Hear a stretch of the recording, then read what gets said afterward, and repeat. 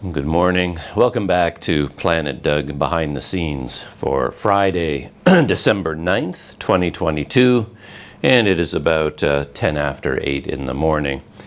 And I just wanted to do a relatively quick, I hope, a quick follow-up to yesterday's Behind the Scenes, because yesterday I took my GoPro and I went walking around the streets of Kuala Lumpur because I had some errands to run. The first errand was to try to buy a new adapter, a mounting bracket that I can use to put a GoPro and a 360 camera on my bicycle, because I've really been struggling trying to figure out a way to mount cameras on my bike along with the other gear that I have on there. My handlebar does not have a lot of room on it. And you also, when you're touring, you generally put a handlebar bag on the front of the handlebars, and it has a lid on the top that needs to be opened upwards, kind of opens up in an arc. So all of that combined, and you have a mirror, and you have a cycle computer, light, to light up the road ahead of you. So you have all these things you mount on your handlebars, special grips, things like that. So there's not a lot of room on my handlebars. And then with the handlebar bag, it becomes very complicated trying to figure out how I can mount something. Mainly because with a GoPro, I can't just put it on the handlebar. In my case, I need the GoPro to be up quite high off the handlebars. So it's kind of at eye level, because I want to be able to have the GoPro facing ahead of me down the road. But from time to time, I want to be able to turn it around and have it facing me as I'm riding the bike.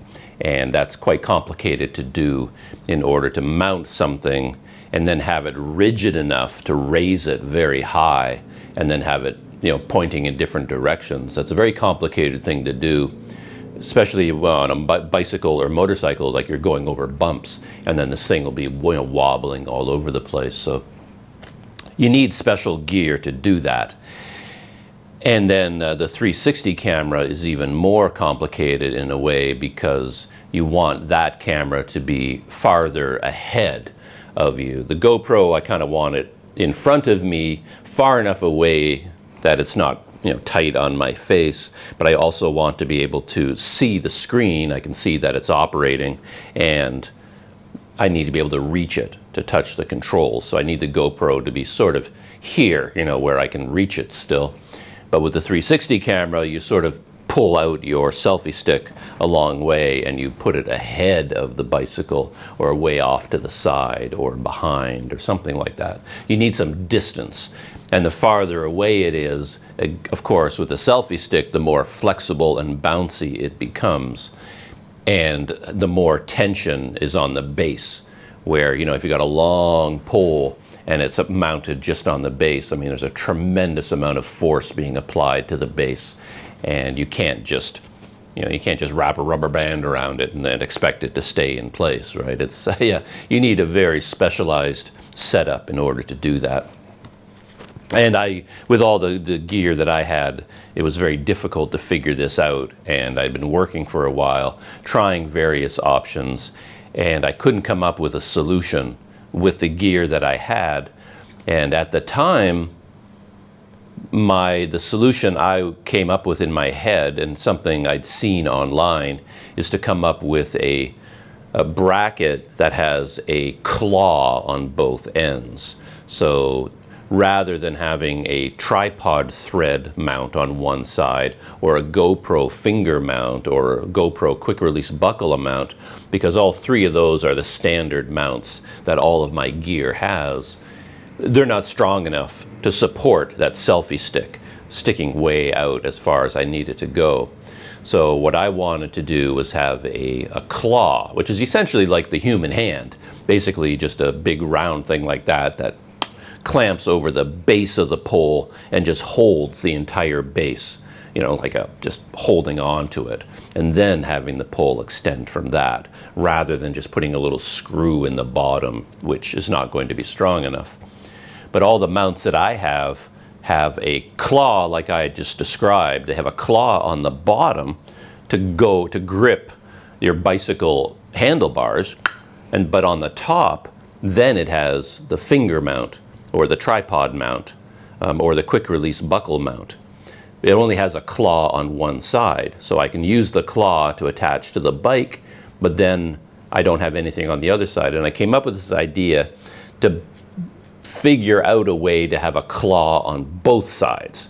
So one claw grips the bike, and the other claw grips the selfie stick, and then there's a bracket in between that's adjustable that can, you know, be moved and point in different directions.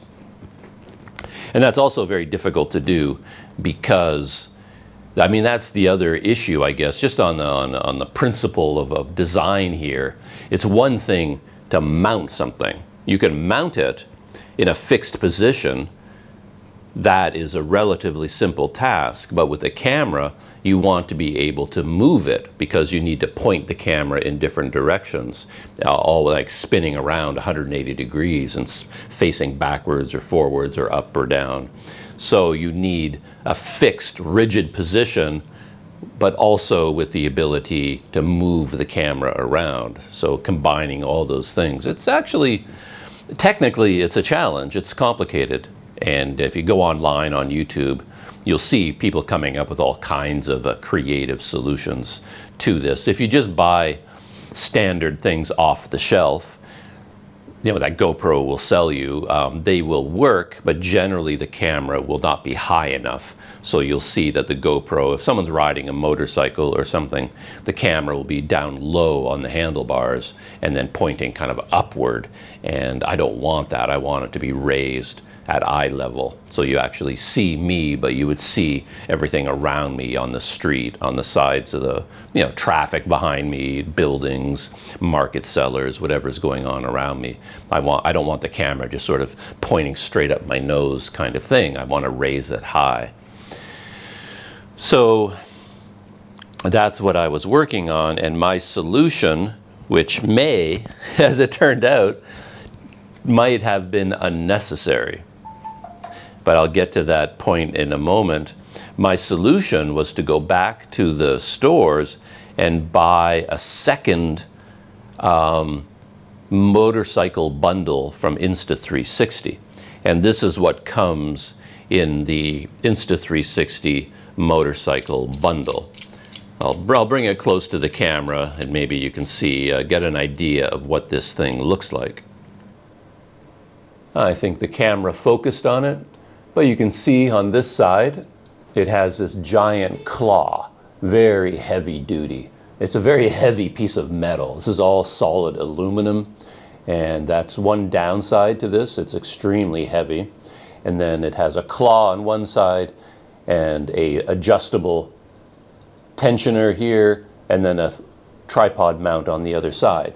So this comes in the motorcycle bundle. And as I pointed out, it has a claw on one side.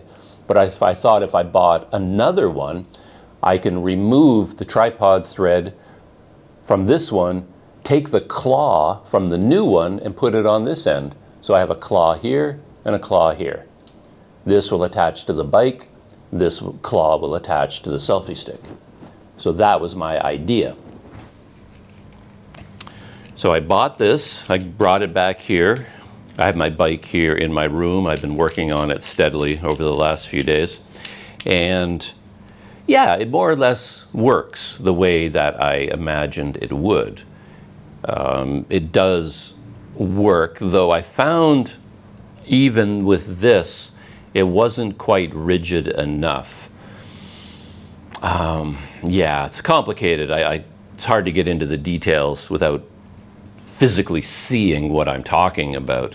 But by the time I put this claw mounted on the bike, this long extension arm, and then another claw over here holding the selfie stick, and then tightening it all up, there was still more flex in it than I was happy with. Mainly because my handlebars were very crowded. I can't actually put this on the handlebars. The claw won't go on the handlebar. I have to put it on one of the grips.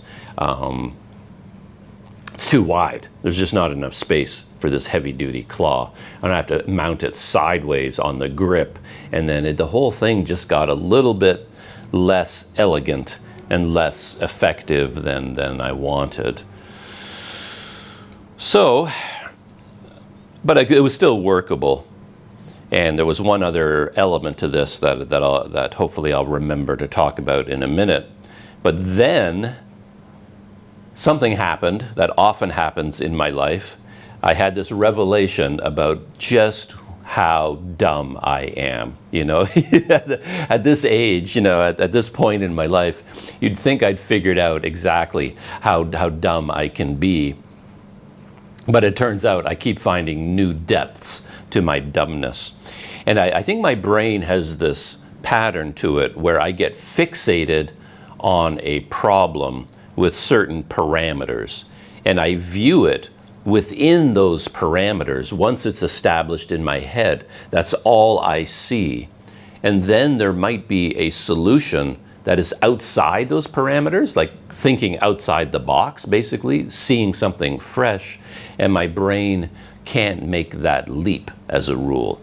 There's like a perfectly obvious, maybe not a solution, but there's a perfectly obvious thing to try, and yet I don't see it because my brain has defined the problem, and now my brain only thinks of that problem within that definition, and my brain has difficulty stepping outside of it and seeing alternatives.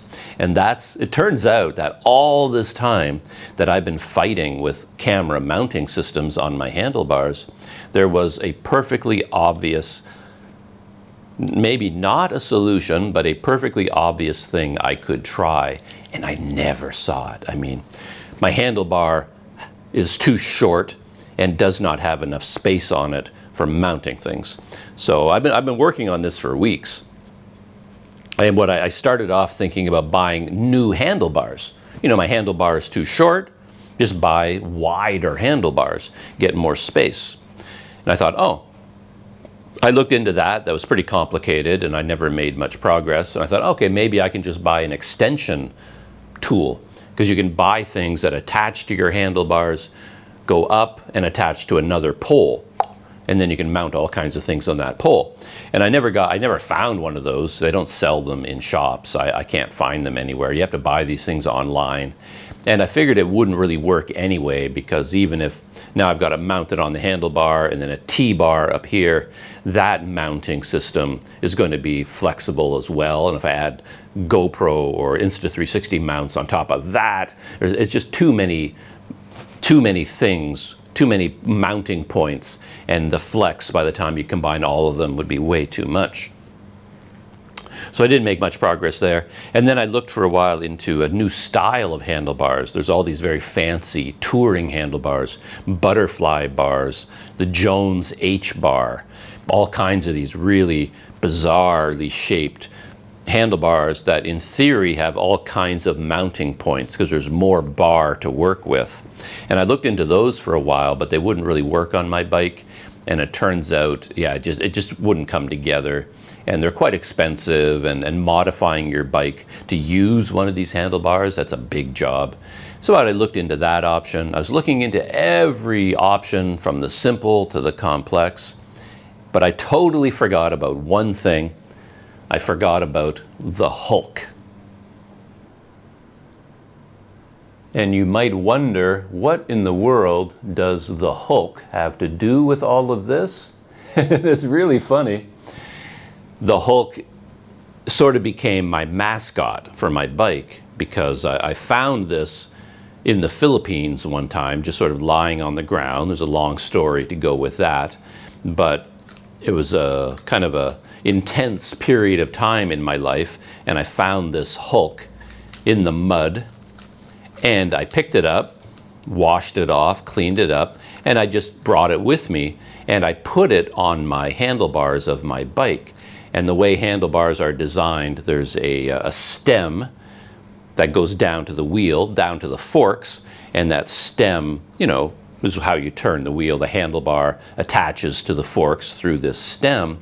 And then there's a piece of the stem that goes from the top to the front. And then the handlebars are attached. And this piece can be longer or shorter depending on the design of your bike. So there's basically a round tube sticking dead center on the bike from the stem to the handlebars. This round tube is right there directly in front of me, and that's where I had put the Hulk. I tied him down there with zip ties. So I had him down there on zip ties. He's a little toy that I put on my bike, and the Hulk has gone with me recently on, on all my bike trips.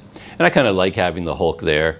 I joke that if I'm going uphill and I need extra power, extra strength, I can look at the Hulk for inspiration, and I can use Hulk power to get up the hill. And then kids that I meet are always fascinated by the Hulk.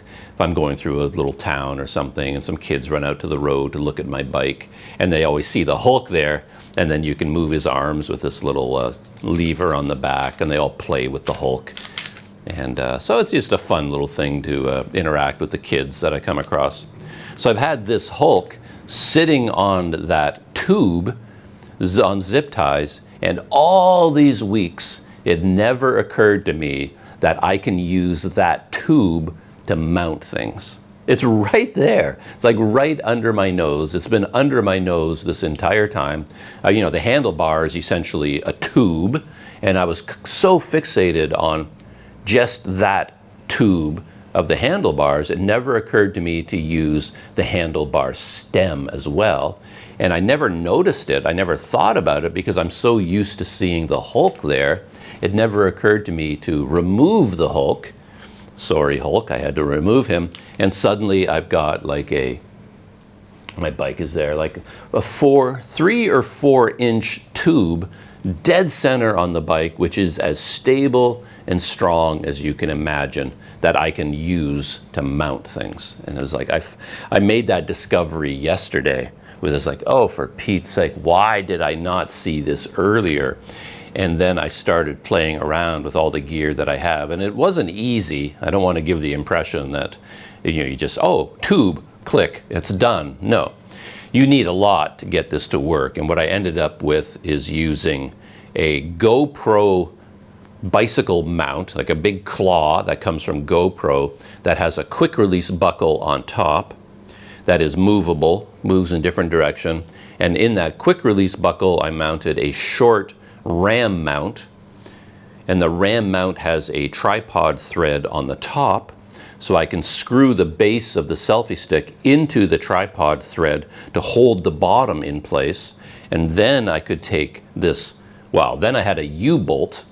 So I've got a U-bolt mount with another ball head on top of that, because this claw won't go on my handlebars. So I had to use a U-bolt, and I took a U-bolt, put it on the handlebars with a ball on top, and then I took the claw off one side so that I have this extension arm, and that extension arm goes on the U-bolt, and then I put the claw on the other side over here, and this claw attaches to the base of the selfie stick.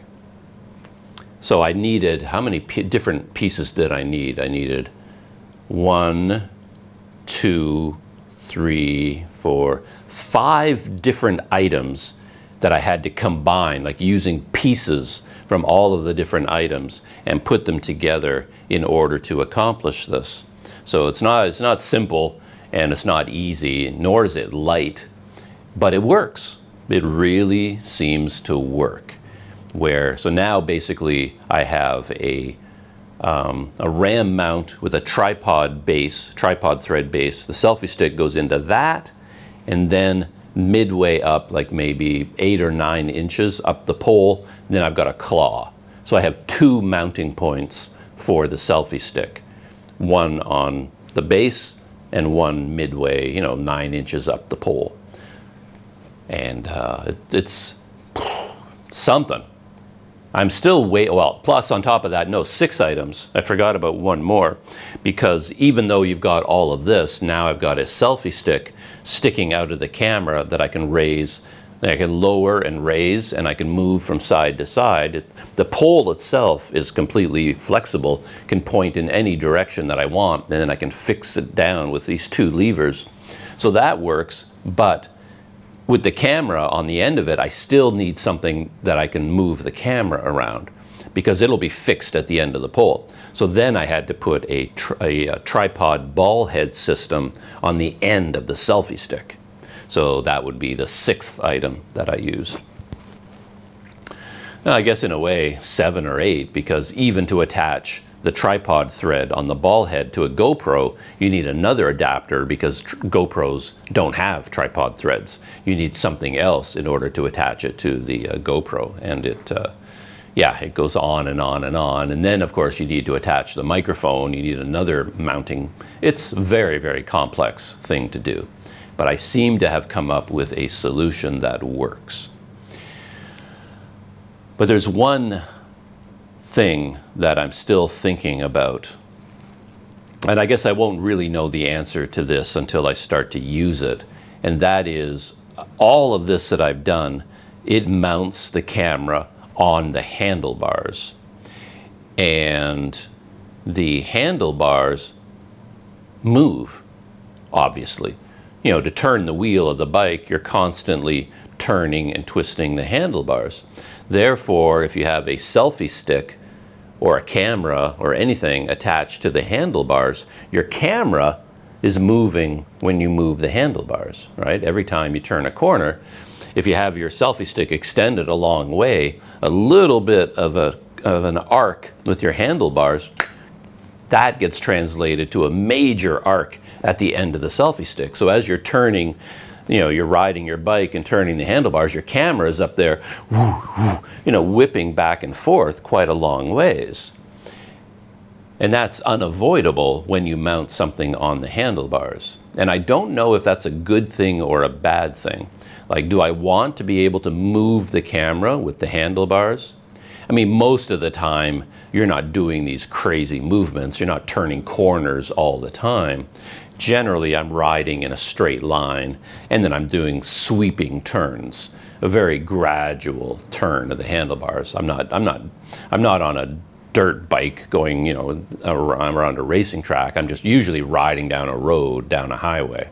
So you're normally going in a straight line. So it doesn't really matter that the camera moves, but it is an issue, and it's something to think about. And you can avoid that issue by mounting the camera on the bike frame, because the frame of the bike doesn't move. So if I take this whole mounting system that I've worked out and I put it on the frame of the bike, then when I turn the handlebars, the camera doesn't move. The camera will be in front of me, locked in position. And no matter what I do with the handlebars, the camera won't move at all. It'll be locked into place. And it won't be as easy as what I've done with the handlebars, but it is possible.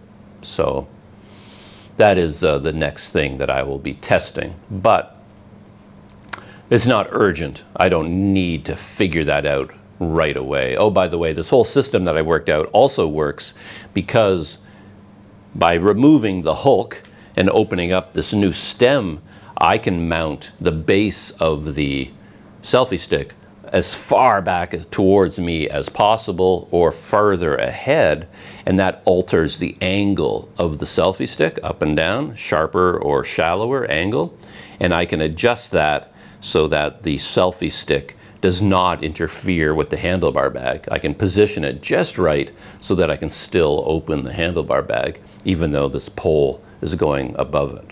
So yeah, it's a very interesting solution. I should write a book about it. But yeah, so I have it there and it works, and then I should be able to take that system and modify it and mount it on the frame of the bike so that it's always pointing directly ahead. And I don't know off the top of my head which would be better. I mean, this is very elegant. Despite the complexity, it's actually kind of an elegant solution, and I really like it. I love having that on the handlebars. Everything is right in arm's reach. I can see everything. But it has the disadvantage of the camera moving as I turn the handlebars. And if I mount it on the frame of the bike, not as elegant, well, yeah. The other problem, I think, is This solution, what I have right now, this design is good because it works with both the GoPro and the Insta360. I can just angle the bar and the GoPro can be right in front of me, or I can make the angle shallower and the Insta360 can be far ahead of me. I can use it for both quite easily. But if I mount it on the frame, I'm not sure that I can angle it up high enough to put the GoPro on it. And so I'm gonna have to play around with that. Anyway, that is the main fallout from yesterday, shopping for my new claw, which in fact, everything that I've used, I already had. This is the new claw that I bought. Technically, I don't even need it anymore because this system works. And I managed to put this together with the gear I already have. So this might have been a complete waste of time. But to be honest, it isn't, because I think I'm going to find a million uses for this thing. Because now I have this thing mounted on the handlebars. I can take this and I can mount it on, say, the seat post of my bike, and have another mounting point for the camera on the rear of the bike. So I think I'm going to use this anyway, but I'll use it for a mounting point either on the trailer or on the seat post. Probably the seat post. I think that's what's going to end up happening. And then I can move the camera from the handlebars to the seat post without having to disassemble everything. So the only thing is how heavy this is. My bike is a beast. It's a very heavy bike with everything I have on there, and adding more steel to it, it's like, oh boy, that's a lot. Yeah, I'm not thrilled about adding more and more of this heavy aluminum to the bike. But yeah, what else are you going to do? You don't have much of a choice. You want to mount a camera, you need mounting points, and it adds weight and it adds complexity. It'd be nice not to mount cameras, and then your bike is a lot easier to ride and lighter, and your life is a lot simpler, but then you're not shooting video anymore. So we'll see how this works out. And the other big story from yesterday, my other errand, was to go back to the camera store with my Rode Wireless Go microphone, the new one that I bought, the second generation, the Rode Wireless Go 2. 2 microphones, 1 receiver. Bring that back to the camera store because yesterday morning I put it on my camera for the very first time. I put it on the GoPro, and I was going to go out to buy the claw, and I was going to record video about that experience, and I was going to use my brand new microphone for the very first time. Put it on the GoPro, and it wouldn't work. The receiver wouldn't turn on. The power button was defective on it. So that was how my day began, which, as I've talked about in the past, it seems to be how every day begins. I have a certain idea of everything I'm going to get done during the day. I have all these ideas, and I have a to-do list. I'm going to do this and do this and do this and do this. But then I wake up in the morning, and the very first thing I try to do, I run into a technical problem that needs to be fixed. And it ends up taking over the entire day. And I end up no further ahead because all I've done is try to fix a problem that appeared that day. And yeah, it just happens over and over again. And yesterday was a major one because this Rode Wireless Go microphone is a brand new purchase. I traded in a bunch of old camera lenses and things to get the money to buy this thing. And it was a long, drawn-out process to get that done. And I finally got that done. I bought it, and the very first time I go to use it, it won't work. So now I'm faced with that situation of having to go back to a camera store in Malaysia and present it to them and hope they can help me. As I talked about in the video yesterday, there's a profound difference between the shopping cultures of Canada, United States, and places like Malaysia, where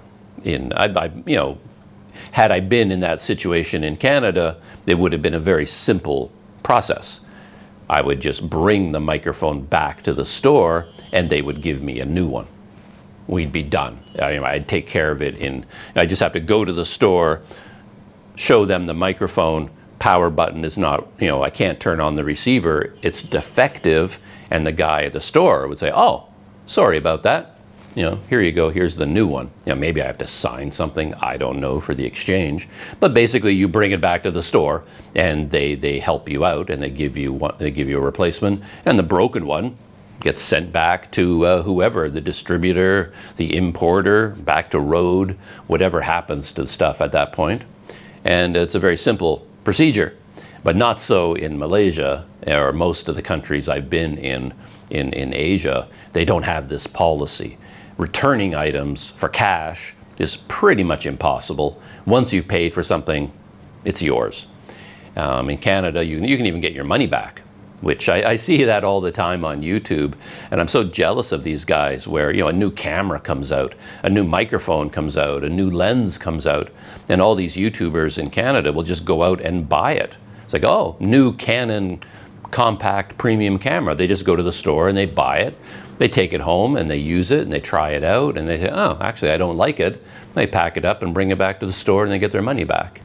I mean, it seems like fantasy now, because it just seems crazy that you can even do that.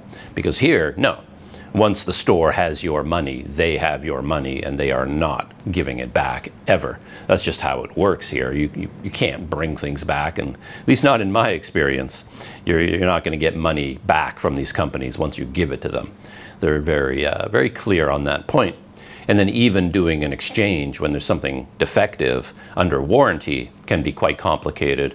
And the camera store that I'm dealing with was very helpful and are willing to do what they can to help me out, but they're also protecting themselves. Their policy is designed that they are not left holding the bag. They're very careful to make sure that the customer carries the burden of all the risk, not them. So like, as I said yesterday, I brought the Rode back to them, showed it to them, and they spent a long time going over it, making sure that I wasn't causing the problem. They wanted to make sure that it really was defective, and they have to be able to defend their case that it is defective, because in order for them to get a replacement under warranty, they have to send it back to the distributor, and they have to convince the distributor that the warranty claim is valid.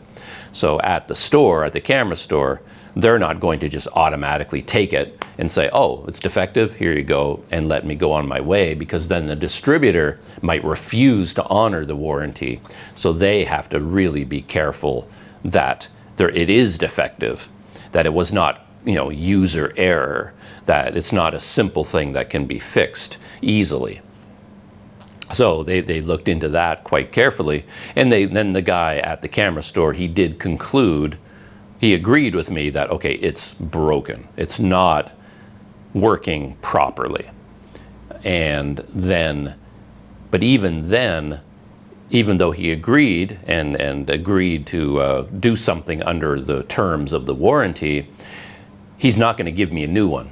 Like, they had a whole bunch of them in the store. I bought it from that store. There's my receipt. I just bought it. It's still under warranty.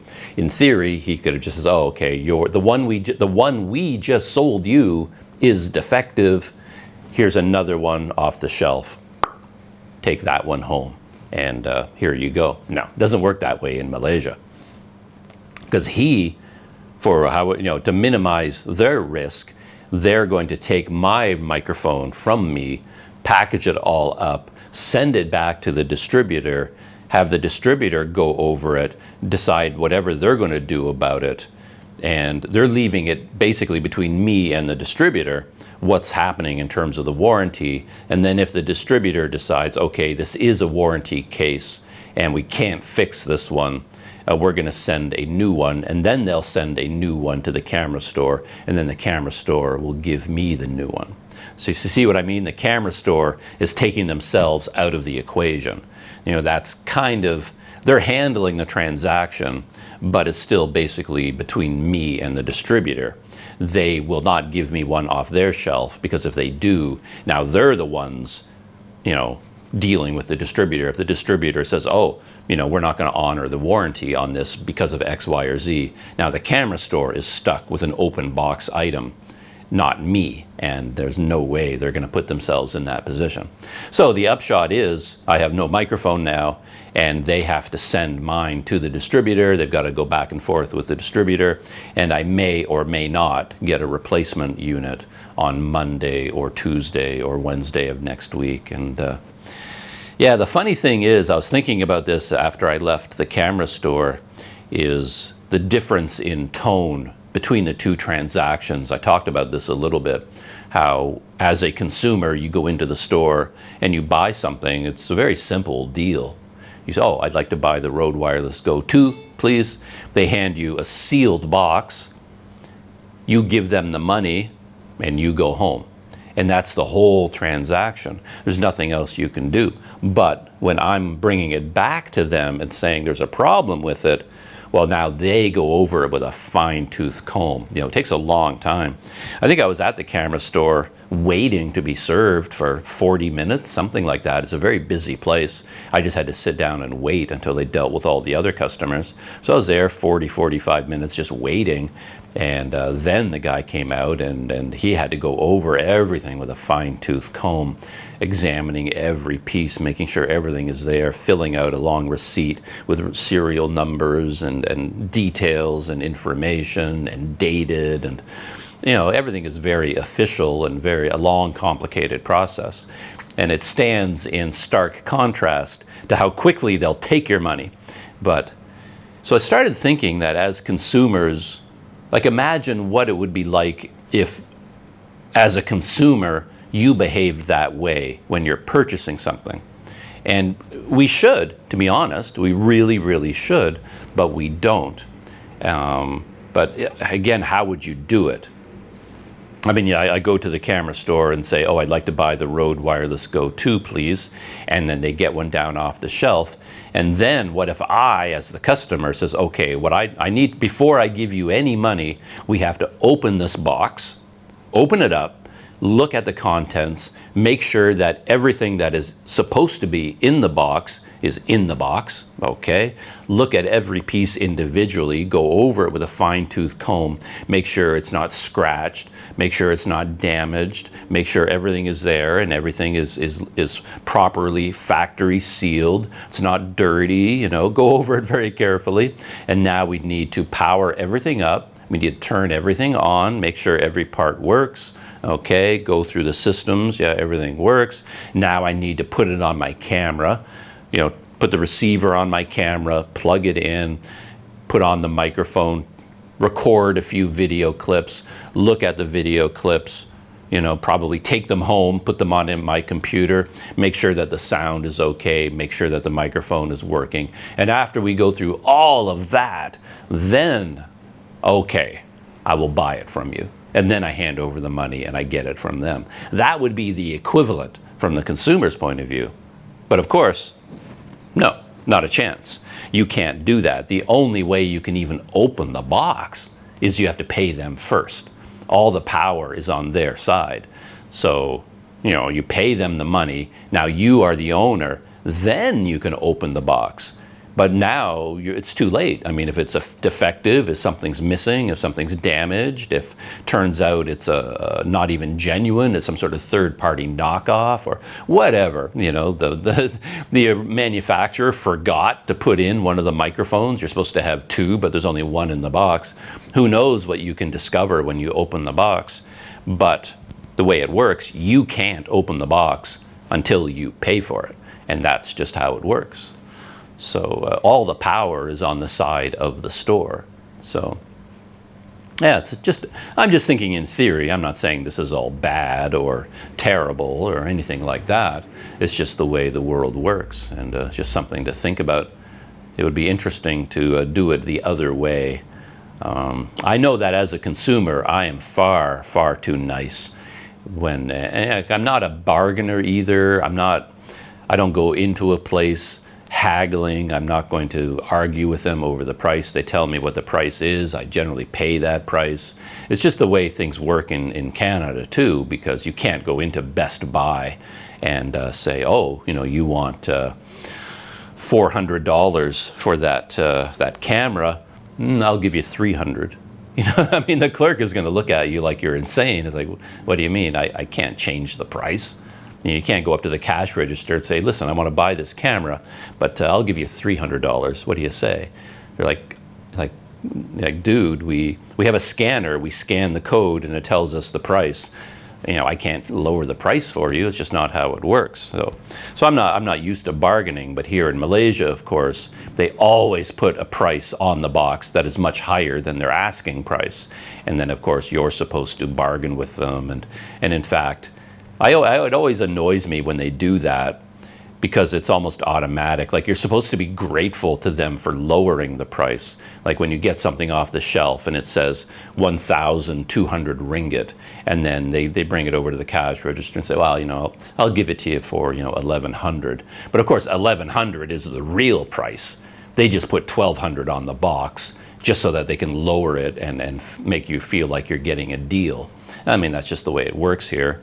And then if you're a tough customer, you're probably going to say, listen, you know, I saw this for 1,000 up the street. You know, can you do better than that? Can you give it to me for 1,000?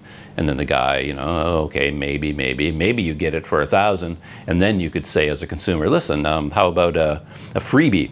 I'll buy it from you if you throw in an extra battery, an extra case, you know, a selfie stick, give me some gifts along with the purchase. I think that's the normal way of shopping in most of Asia. I see people doing that all the time. They're hardcore consumers, and I admire that, but I don't have the energy to do it. It's, I mean, life has enough challenges in it. I don't need to add more. So generally, I go to the store, do my research beforehand, and then whatever the price is, I pay that price and I take it home, and I just, you know, cross my fingers and hope everything works out. And I know I always overpay. I always pay too much because I just agree to the first price they tell me. I just assume, well, that is the price. I'm not a very tough person. You know, I'm not a bargainer, and I always want the other person to be happy. I feel like if I bargain someone down to a really low price, I've made me happy, but I've made them unhappy. You know, I've won, and I don't really want things to be a competition. I like things to be, just a nice transaction.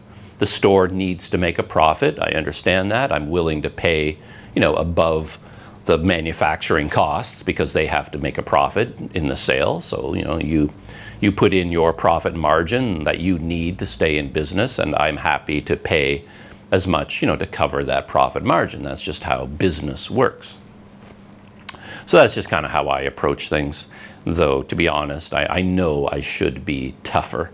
I'm way too nice when it comes to all these things.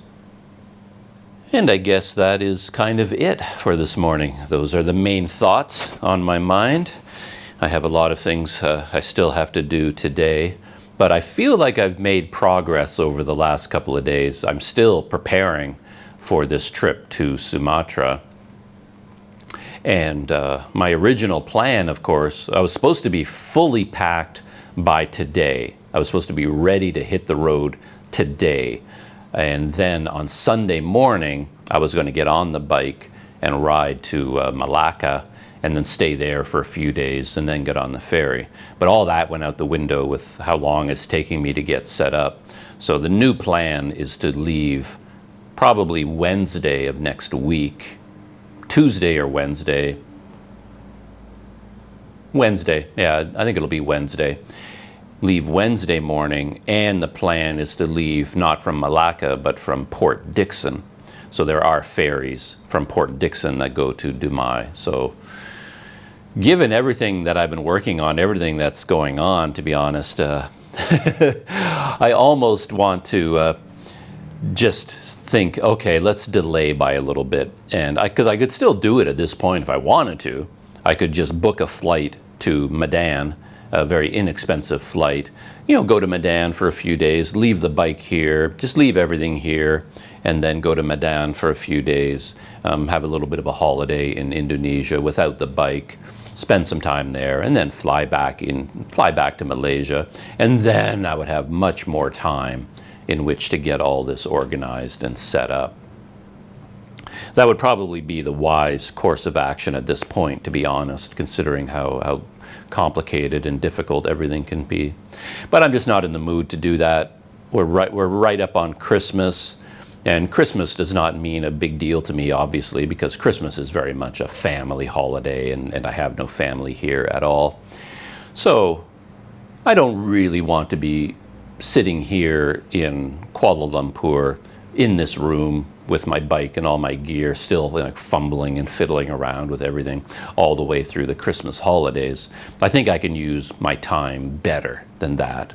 I have a better use for my time than that. So I think if I stick to this idea, and I'd much rather be on the road, cycling, traveling around a new part of Sumatra for the month of December into January, like for the holiday period. And it could be a problem because of the rain that I've talked about before. It's kind of the monsoon season in both places, maybe. I do find whenever I'm in Kuala Lumpur, there's a tremendous amount of rain here. And then I start thinking that it's a bad time to go anywhere because it's so rainy. But I think as soon as you leave KL, the rain stops. It isn't nearly as rainy anywhere else. So I think once I get to Sumatra, there will still be rain. It is the rainy season, but I don't think it's going to be nearly as much as I'm experiencing here. So I think the rain will be okay. I'll be able to deal with it, you know, fingers crossed, knock on wood. So I think the better course of action is just to stick with my plans, my new plans, leave on Wednesday, ride to Port Dickson. Yeah, that's a bit of a weird thing. I don't know how to get to Port Dickson. It's 92 kilometers away, which is kind of a weird number for me because I can ride 92 kilometers in a day normally for when you're bike touring. But the very first day, no. That's way too far to go on your very first day, especially when you're packing up for the first time and getting on the road for the first time. Everything is slow, everything is inefficient. So my plan would be to ride halfway to Port Dickson.